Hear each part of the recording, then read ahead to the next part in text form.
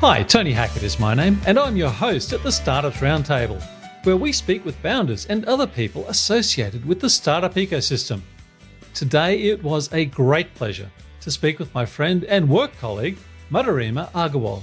We both work at NetApp, where she is a Director of Engineering Programs and leader of NetApp's Excellerator, which is a startup accelerator into its 7th cohort. In this conversation, we will explore the startup program, and I'm most excited to talk with Madhurima about NetApp's new ExcellerateHER program, which is a startup program for female founders. Lots to discuss, so let's meet Madhurima. Thanks, Tony. Hi, I'm Madhurima, and having spent 17 years of my life in the professional world, which spans across corporates and startups, it's been quite an interesting journey. And I think the fact that I got a chance to be an entrepreneur and then work for big corporates, work for startups, and then now today where I am, which is acting as a bridge between the corporates and startups, in my role as the head of NetApp Excellerator, which is NetApp's global startup program. It's been an absolutely delightful journey, Tony. So what I do, the NetApp Accelerator program, we work with B2B tech product startups across the globe and offer them all the support that we can on the tech side, on the business side, through mentoring, coaching, access to resources. We help them build successful businesses. And that's the part I enjoy the most, when you can play a meaningful role in creating success for others, which in turn impacts society at large in a positive way. That's a great opportunity to get. I'm pretty thankful for that. It's a really powerful way to summarize it. And knowing that you're about to launch cohort 7, when you have a look back across, if I can take you back a little and then we'll sort of come forward to now, what are some of the patterns of change that you've seen across the 6 cohorts to now and as you're about to launch cohort 7? That's a great question, Tony. And it also shows how we have evolved. So let me take you back 3 years when we started this program. So when we launched cohort 1, it was with the intent of fostering innovation in the ecosystem. And we started with 6 startups that were based out of Bangalore, where this program is headquartered. And today, when we are launching the cohort 7, we have international startups from across the globe, right from the US to India and in between, that are part of this program. So what we have seen is that as the program has evolved, we've seen the scope of participation from startups across the globe that has increased. What has also happened, and I think that's the more meaningful part, is we started with offering them only mentorship opportunities. And those startups were all in the early stages. Today, what we see is we see startups that are in the growth phase coming to us. And of course, mentorship remains a key part of it. What also attracts these startups is the fact that they get a chance to work with an organization like NetApp, which can help them open doors, which can help them understand how an enterprise works. It gives them an opportunity to test their products, whether they are enterprise ready or not, and get feedback to make changes as required. So what we have seen in terms of trends, if you ask me, we've seen that the startups have become more mature. The startups, they now have more clarity in terms of what they are looking for. And the team sizes have increased, which allows us to have more touch points within an organization. So those are some of the things that's happened. One very interesting thing that has happened, and this is specific to India though, I will share that. As I told earlier, we work with B2B startups. 3 years ago, finding good B2B startups was a struggle in India. However, over the past 3 years, there's been a tectonic shift that we see in the kind of new startups that are coming up, and also the quality of startups that are available in the B2B area. We see a lot of startups in India are now building for the globe. And that works beautifully for a program like ours, because then they get to understand what a global organization looks like. They get a chance to connect with folks who are based across the globe and get first-hand understanding of what those markets are like. So those are some of the changes that I have seen happening. You hit on a really interesting point there about patterns and processes. I know with some of the major organizations I get to work with in my role in NetApp, they are looking for patterns and processes, ways to conduct their business better, more efficiently, where somebody else has taken the risk out of it for them. What you're describing there is another way that NetApp is able to help the startup community by being able to share those learnings from a 30-year thereabouts history of having to solve those problems for ourselves. And that to me is a really interesting element of the Accelerator program. The good fortune I've had in talking to startups on this podcast to date has been to hear about their learnings and their experiences and being able to pick the minds of experienced folk from inside NetApp and also NetApp's ecosystem is really powerful. I'd love to now think through with you what the program and the framework looked like pre-COVID and what it looks like now. What have been some of the changes? Because you've had one cohort that was totally remote, so it was during the COVID lockdowns, and there would have been some experiences that would have been surprising, difficult to embrace, but I'm guessing there are some experiences that were actually an improvement for whatever reason. Could you maybe share some of those times? COVID made us all change. That is an event which left no one untouched. And as you said, some positive things did come out of it, Tony. The cohort 6 was completely remote in the sense that right from the selections till the graduation. And while that did have some things we would have preferred having been in person, but having a completely remote cohort allowed a level playing field, so to say, for all startups. And let me elaborate a bit on what I mean when I say a level playing field. So earlier, we had a couple of cohorts where global startups had participated, and they were the only ones that were remote. Like a startup that was based in Israel was part of cohort 5, and they were the only ones that were remote while everybody else got to enjoy the sessions, the meetings in person. With cohort 6, everybody was forced to do everything remotely. It was easy for us as organizers. You just set up the meeting and know that everybody will show up and everybody will have the same experience. So that brought in some kind of equality there. But the better part about that is, and this is due to COVID in general, people seem to have more time, because the time that was lost in commuting, that was lost hopping from one event to the other or one meeting to the other, that was all available now. And that in turn allowed people to use that time more productively. So for us, it became easier to get more experts, to get more mentors to be part of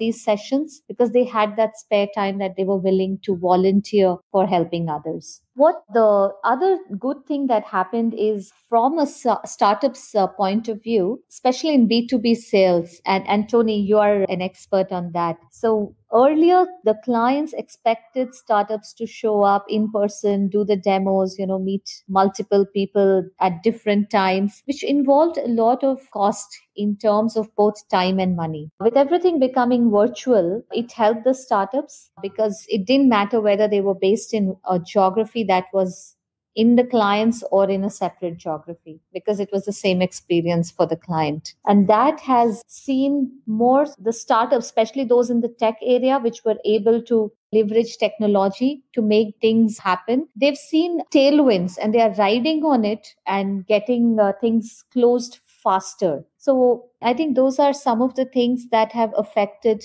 positively in our cohort experience also, because startups now are more willing to share with each other the strategies that have worked for them. Everybody's going through the same thing. So earlier, when we had a mix in a cohort, let's say we had a startup from the US and we had a startup from India, they really weren't able to have that meaningful a conversation about how they are approaching their clients and closing sales. But now, because it's the same for everybody, they are able to have that and share tips and tricks even amongst the community. So those are the top 2 positive changes, or as I call it, the silver lining to the cloud. People have more time and hence are able to contribute and volunteer for the program and attend sessions. And the second part is they are able to interact more amongst themselves, because now more or less everybody is in the same boat. Does that make sense, Tony? It does. That's very interesting about the collaboration.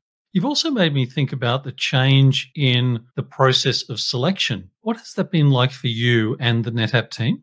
So let me take a step back and talk about how selections used to be earlier.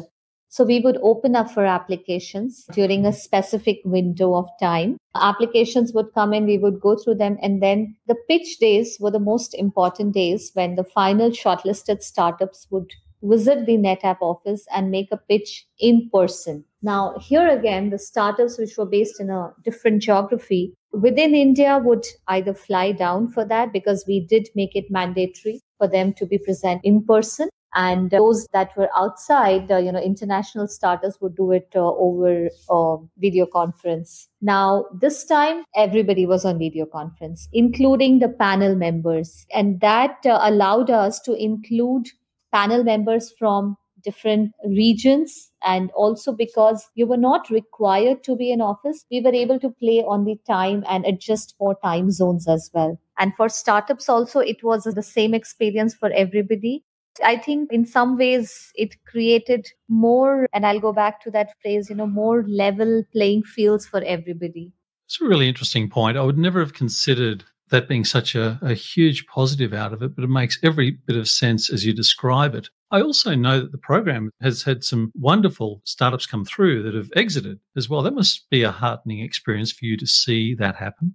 Yes, if within 3 years of inception and having worked with 35 startups, when you see almost 10%, which was three startups getting successfully acquired and leaving the founders with a great outcome for all the effort that they had put in. It's immensely heartening to see that. And especially when, the founder called you first and said, hey, this is not public, but we just closed this deal and we are super happy about it. And we'd like to thank NetApp for giving us this opportunity. Our experience was very useful. It just makes you feel that, okay, you've done something meaningful. And that's a great feeling. To be able to describe in words is difficult, but just that. And in fact, we have startups from our first cohort coming back, still staying in touch, and then attributing some of their success to the time that they spent as part of the program really makes you feel so positive, Tony. So 2 of the startups from our first cohort have been acquired, one by an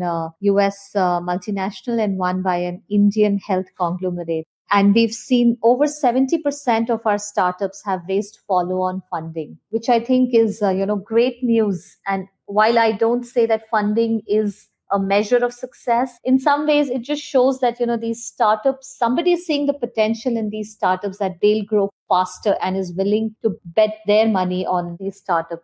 I feel the joy and pride in your voice, and rightly so. And it's a topic that I would like to move us on to now, which I know will have the same level of joy in your voice. And we work for a company, as many companies, building diversity and inclusion to be a core part of their fabric. NetApp is one of those companies. And you have a program, a cohort that is soon to launch, that is an evolution of the Accelerator program. I wonder if I could ask you to introduce that and to talk about that a little bit. As you rightfully said, this is something that is so close to my heart. Having been an entrepreneur myself and facing the challenges that sometimes get enhanced or, are bigger for women entrepreneurs, I am so happy to talk about ExcellerateHER. And as the name suggests, it is focusing on women founders. We stay true to our purpose of working with B2B tech product startups.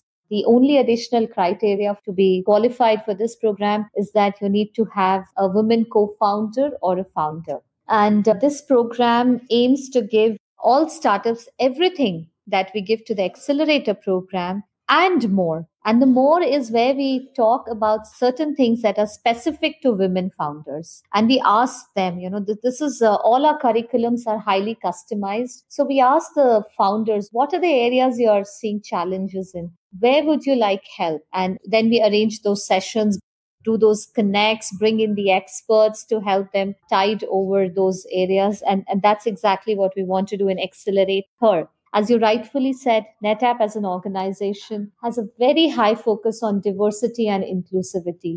And this is one more step in that direction where we want to see more women entrepreneurs succeed and bring a positive change in the society around us. It's a wonderful thing. And when I look at what the program does at its core, it's not about taking equity in a company. It's about helping a company accelerate being better than they are today. And that nurturing approach, I think, is fantastic standalone and fantastic as the foundation for the ExcellerateHER program. I'm very excited to pay attention to its evolution and watch many cohorts into the future. Madhurima, I wonder if I could ask you to close by giving a perspective on mentors and coaches from both sides. You have experience as being a mentor and a coach, but also when organizations are looking for that. If there was a startup, a founder or a future founder listening to this now, what would be your guidance to them? I would say mentors and coaches play an extremely important part in the success, whether it's that of an individual or that of an organization. For startups, it becomes all the more important because then you get a chance to hear from people who've probably done it before or who've seen that scenario playing out before and avoid the pitfalls. A mentor will never tell you what you should do, but they will nudge you to think in the right direction. And that's very important, especially for startups. And having been a founder myself, I can vouch for that. We become so emotionally attached to our vendor that sometimes we are unable to take a rational view of the situation. And mentors, what they help us do is bring in that emotional detachment, look at the situation or look at the path ahead in a very practical, logical, rational manner and make sure that, the best happens. At NetApp, that is what we try to do. We bring in some of our best people to be mentors on the technical side, on the business side, as executive mentors. And, not to take away from the fact that they also learn immensely with this interaction with the startups. Because as the age-old saying goes, you learn the most when you teach. So it's the same situation that happens in a mentorship kind of a role. By talking to these startups which are doing some fantastic work, the mentor learns and the mentor is able to share what they know with the startups, which helps startups further in their journey. So it's a win-win. To all the founders who are listening to this, I would say if you find a great mentor, don't let that person go. And at the same time, you do not have to stick to one mentor forever. Think of mentors as your personal board of directors who will help you navigate through certain things. Each can have a different expertise. Each can bring a different view of things. And then as a founder, you assimilate that and decide what's the best way forward. That's a wonderful summary and a great place for us to wrap up today's conversation. Thank you for taking the time. It's wonderful to hear about the NetApp Accelerator journey, and even more exciting for me, I must say, to hear about the launch of the ExcellerateHER program. I can't wait to watch that from close quarters. So, Madhurima, thanks for taking the time today. Thank you, Tony. And you've been a mentor yourself to startups. Help them understand how to do sales. So thank you for that contribution. Thank you. We'll speak again soon. A wealth of experience and knowledge shared by Madhurima, and it was brilliant to hear about NetApp's investment in supporting female innovators. As always, feedback is appreciated. Thanks for listening, and bye for now.